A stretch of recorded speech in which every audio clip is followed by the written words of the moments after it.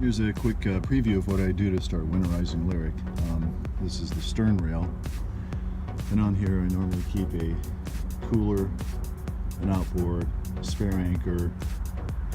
There's a boat pole, I'll show you that in a minute, a boarding ladder that goes on here, and then back here is a stern rail bag. These things are awesome, and zip them, we put a lot of stuff in there. What I do is I take the outboard off, and I drain the fuel out of the tank, run it until the carburetor runs dry. Take that fuel and I stick it into a jerry jug. I take my life sling off, boarding ladder off, boat pole off, and then I pull up, I have a truck tarp material lee cloth that comes all the way up here. I'll show you how that works here in a minute. And then after that I have to put fuel stabilizer into the gas tank, run the engine for about 5 minutes so it gets all the way through the fuel system. Then I also need to take off the head sail that's in this bag up on the foredeck. Flake this out so it's nice and flat.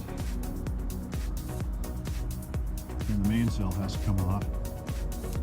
That's a little involved, as you might well know. And then that goes into the rear quarter berth so that it stays dry, because I keep heating the boat year round. Then after that, and I get it down to bare poles, I start putting the winter cover on. So here's what the lee cloth looks like in the back of the boat. So you can see it snaps all the way around. And it comes up kind of a pyramid shape.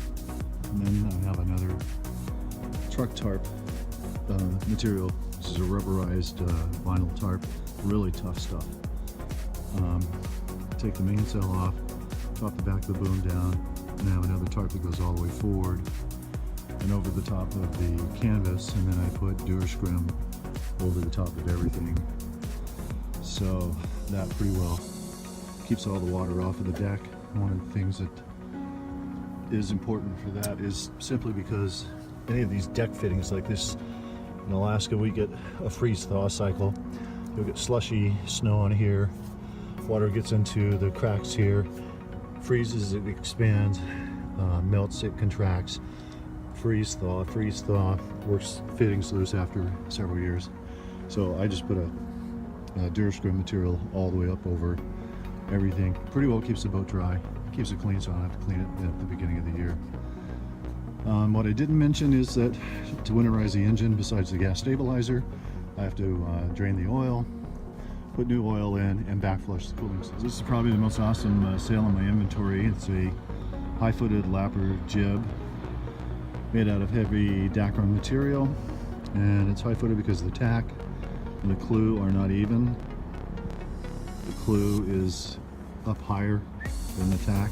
That spills a lot of wind from up underneath the sail so it doesn't get overpowered. The sails get up to about 22 knots of wind. It's a very heavy, highly reinforced Dacron material.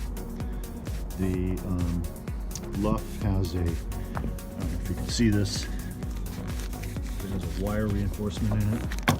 It's hanked on so it's bulletproof. The leech is adjustable, and you just see the reinforcements in it.